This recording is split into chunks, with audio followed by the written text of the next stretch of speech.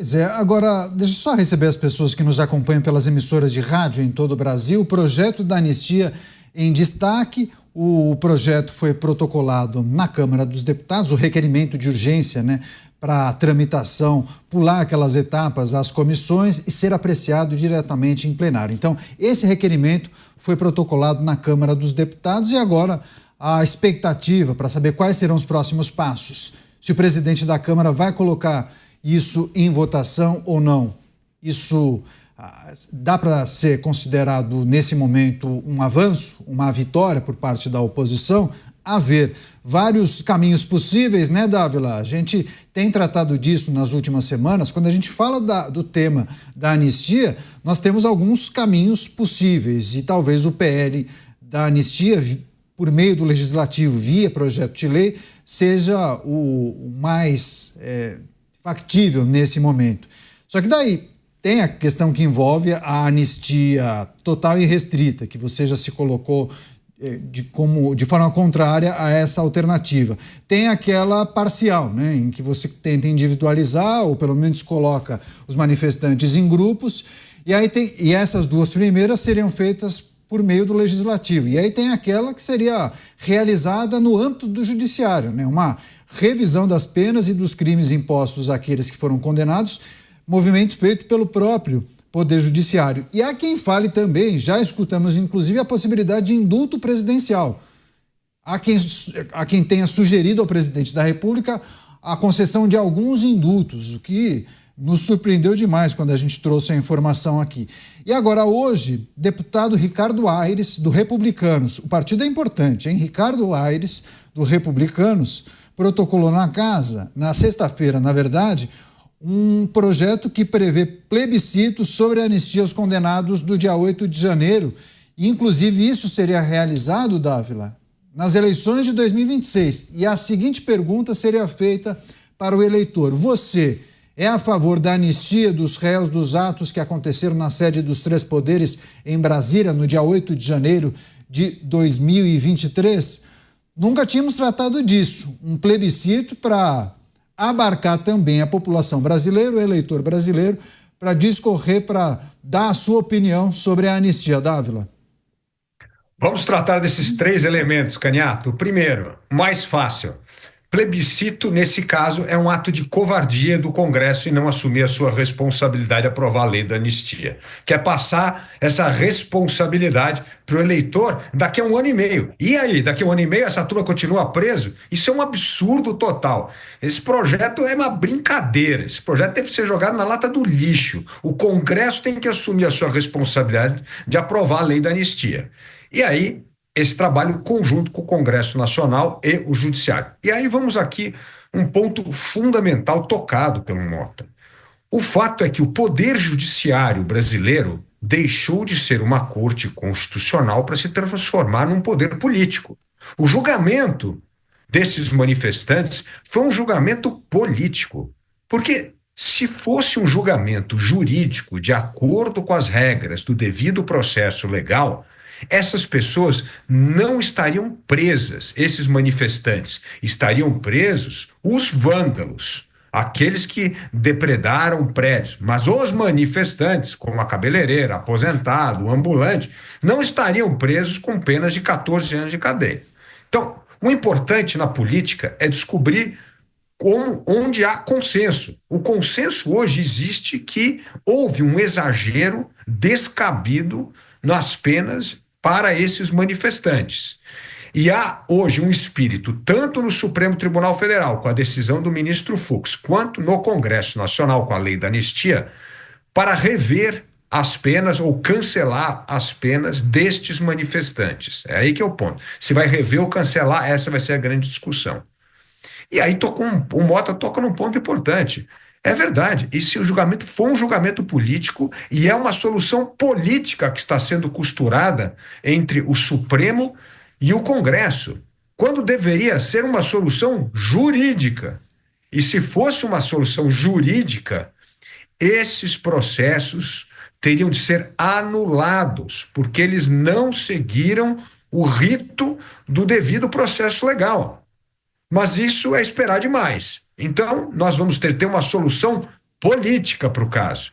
A solução política é um projeto de anistia no Congresso Nacional ou um entendimento entre o Congresso, utilizando o projeto de anistia para pressionar o revisionismo de penas no Supremo Tribunal Federal. A solução, infelizmente, vai ser política para um problema político criado pelo Supremo, quando deveria ter atuado como guardião das leis e seguido o devido processo legal. Esta é a encrenca na qual o Supremo Tribunal Federal se meteu e agora vai ter que arrumar uma solução política para justificar uma solução jurídica que ele próprio não seguiu.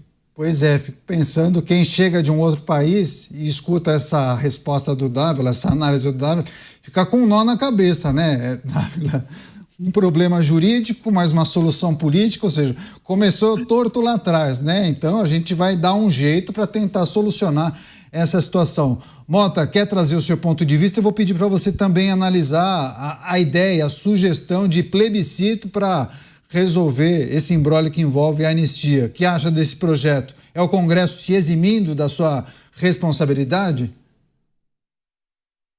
Microfone, Mota, por favor. A ideia do plebiscito não deixa de ser uma alternativa. A gente escuta tanto absurdo todos os dias, esse não é o maior absurdo que a gente escuta. Agora, me parece uma alternativa meio sem sentido, porque a principal preocupação em torno do projeto de anistia é o receio que ela desagrade a cúpula do judiciário. Esse mesmo receio se aplica ao plebiscito. E ainda tem uma vantagem, uma desvantagem adicional.